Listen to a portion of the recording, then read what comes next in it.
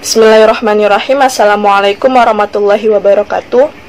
Alhamdulillahirabbil alamin wa bihi nasta'in wa ala umuri dunya waddin. Wassalatu wassalamu ala asrofil anbiya'i wa mursalin wa ala alihi wa sahbihi ajmain, amma ba'du. Allahumma sholli ala sayyidina Muhammad wa sallimu alaihi wa ala alihi. Pertama-tama yang saya hormati Guru Sejarah Kebudayaan Islam, yaitu Abi Amirullah SPDI, dan yang saya banggakan adik-adik kelas 7 MTS Negeri 1 Kota Bogor. Sebelum kita mulai pembelajaran hari ini, izinkan kakak memperkenalkan diri terlebih dahulu. Perkenalkan, nama kakak Alfiatus Sadiah. Kakak berasal dari Sekolah Tinggi Ilmu Tarbiyah Sirajul Falah Bogor, atau biasa disebut dengan STIT Sifa Bogor, bertempat di Keradenan Kabupaten Bogor. Kakak mohon izin kepada adik-adik semua, mohon bantuan dan kerjasamanya dalam tugas PLPK ini selama 3 minggu ke depan. Semoga Allah lancarkan dan Allah mudahkan. Amin Allahumma amin. Baik, sebelum kita mulai pembelajaran, mari kita buka pembelajaran ini dengan pembacaan basmalah bersama-sama. Bismillahirrahmanirrahim. Di sini kakak akan mempresentasikan tentang Daulah Umayyah. Nah, yang pertama ada sejarah Daulah Umayyah. Dalam sejarah Daulah Umayyah terdapat dua pembahasan. Yang pertama ada latar belakang Daulah Umayyah. Yang kedua ada Khalifah Daulah Umayyah. Yang pertama kita bahas latar belakang Daulah Umayyah. Latar belakang berdirinya Daulah Umayyah yaitu setelah wafatnya Khalifah Utsman bin Affan karena terbunuh, maka berakhirlah kepemimpinan Khulafaur Rasyidin. Yang ketiga, selanjutnya digantikan oleh Ali bin Abi Thalib sebagai khalifah yang keempat. Namun, tidak semua kaum muslim mau membaiatnya karena termasuk Muawiyah bin Abi Sufyan. Wafatnya Khalifah Utsman bin Affan menjadikan momentum perpecahan di kalangan umat Islam. Antara lain, kelompok Muawiyah bin Abi Sufyan, yang kedua ada kelompok Aisyah bin Abu Bakar, yang terakhir ada kelompok Ali bin Abi Thalib. Akibat perpecahan tersebut, maka terjadilah konflik antar umat Islam. Hal ini terjadi karena hasutan tokoh munafik, yaitu Abdullah bin Saba. Perselisihan berikutnya antara Khalifah Ali bin Abi Thalib dengan Muawiyah bin Abi Sufyan karena adanya keinginan kuat Muawiyah untuk menuntut keadilan atas wafatnya Khalifah Utsman bin Affan. Tahkim Daumatul Jandal pada tahun 36 sampai 37 Hijriah atau 656 sampai 657 Masehi, yaitu perundingan mengenai kepemimpinan umat Islam antara pihak Muawiyah bin Abu Sufyan dengan Khalifah Ali bin Abi Thalib. Selanjutnya, akan tetapi ada intrik politik dari pihak Muawiyah berkaitan hasil kesepakatan, yaitu secara sepihak mengangkat Muawiyah sebagai gubernur Syam untuk menjadi khalifah menggantikan Ali bin Abi Thalib. Beberapa tahun setelah tahkim, Khalifah Ali terbunuh oleh Abdurrahman bin Muljam pada 19 Ramadan 40 Hijriah atau 660 Masehi. Sebagai penggantinya, dipilihlah putranya Hasan bin Ali sebagai khalifah. Karena kecerdikannya Muawiyah, akhirnya setelah memangku jabatan selama kurang lebih 3 bulan, Hasan bin Ali menyerahkan jabatan khalifahnya kepada Muawiyah bin Abu Sufyan dengan 3 syarat. Yang pertama, Muawiyah harus memberi jaminan keselamatan kepada Hasan dan keluarganya.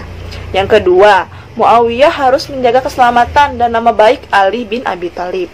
Yang ketiga, setelah Muawiyah wafat, penentuan khalifah harus diserahkan kepada musyawarah kaum muslimin. Selanjutnya ada khalifah-khalifah pada masa Daulah Umayyah. Yang pertama ada Muawiyah bin Abi Sufyan atau Muawiyah I pada tahun 41 sampai 61 Hijriah atau 661 sampai 680 Masehi. Selanjutnya yang kedua ada Yazid bin Muawiyah atau Yazid I, yaitu pada tahun 61 sampai 64 Hijriah atau 680 sampai 683 Masehi. Selanjutnya yang ketiga ada Muawiyah bin Yazid, yaitu Muawiyah II pada tahun 64 sampai 65 Hijriah atau 683 sampai 684 Masehi. Selanjutnya yang keempat ada Marwan bin Hakam atau Marwan I. Nah, pada tahun 65 sampai 66 Hijriah atau pada 685 sampai 705 Masehi. Selanjutnya yang keenam ada Al-Walid bin Abdul Malik atau Al-Walid I. Tahun memerintahnya pada tahun 86 sampai 97 Hijriah atau 705 sampai 715 Masehi. Selanjutnya ada Sulaiman bin Abdul Malik. Tahun memerintahnya pada tahun 97 sampai 99 Hijriah atau 715 sampai 717 Masehi. Selanjutnya yang kedelapan ada Umar bin Abdul Aziz atau disebut Umar II, yaitu tahun memerintahnya pada tahun 99 sampai 102 Hijriah atau 717 sampai 720 Masehi. Selanjutnya yang kesembilan ada Yazid bin Abdul Malik atau Yazid II. Tahun memerintahnya pada tahun 102 sampai 106 Hijriah atau 720 sampai 724 Masehi. Selanjutnya yang ke-10 ada Hisham bin Abdul Malik. Tahun memerintahnya pada tahun 106 sampai 126 Hijriah atau 724 sampai 743 Masehi. Selanjutnya yang ke-11 ada Al-Walid bin Yazid atau disebut Al-Walid II. Tahun memerintahnya pada tahun 126 sampai 127 Hijriah atau 743 sampai 744 Masehi. Selanjutnya yang nomor 12 ada Yazid bin Al-Walid atau disebut dengan Yazid III, yaitu tahun memerintahnya pada tahun 127 Hijriah atau 744 Masehi. Yang ke-13 ada Ibrahim bin Al-Walid.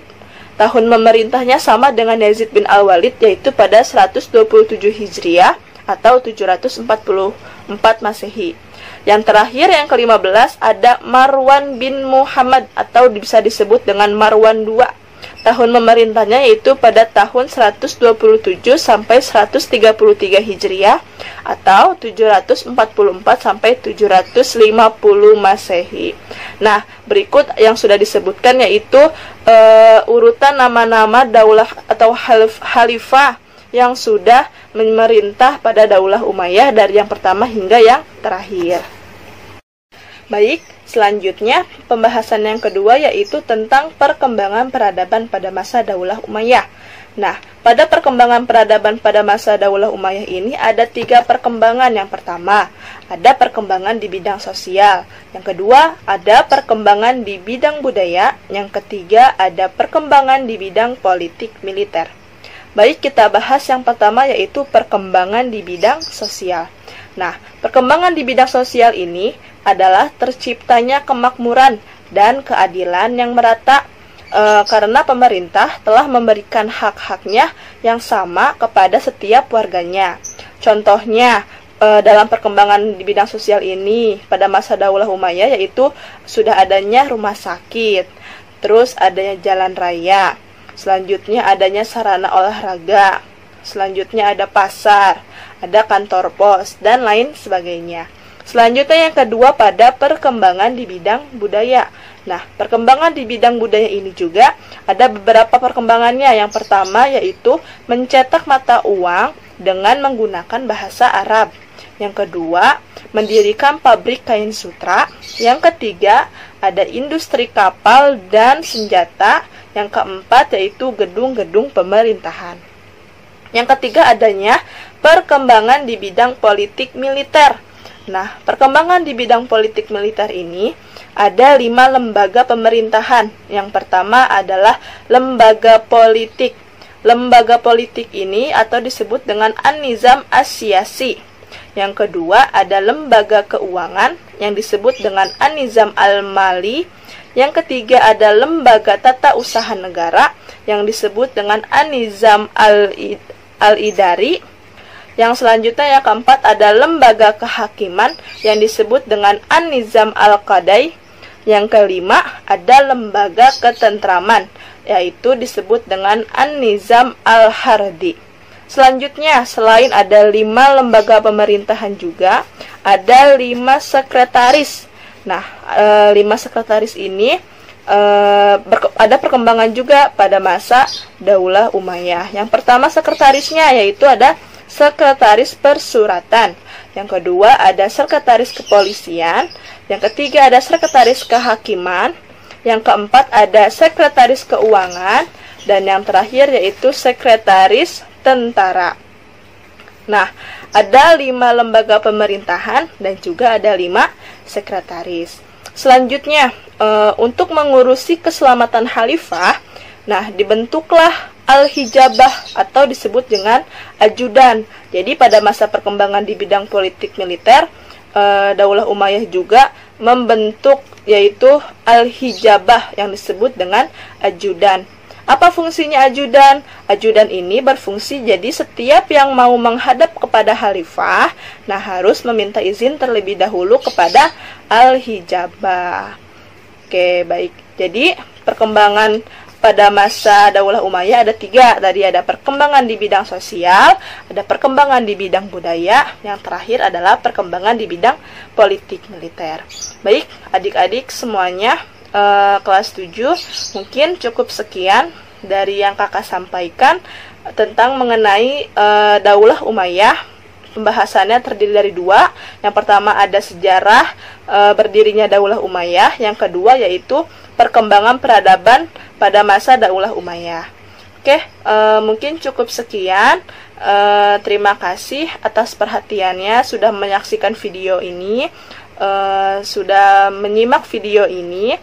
Mohon maaf apabila ada kekurangan, ada kesalahan. Mohon maaf dengan sebesar-besarnya. Mungkin cukup sekian. Kurang lebihnya mohon maaf. Wassalamualaikum warahmatullahi wabarakatuh.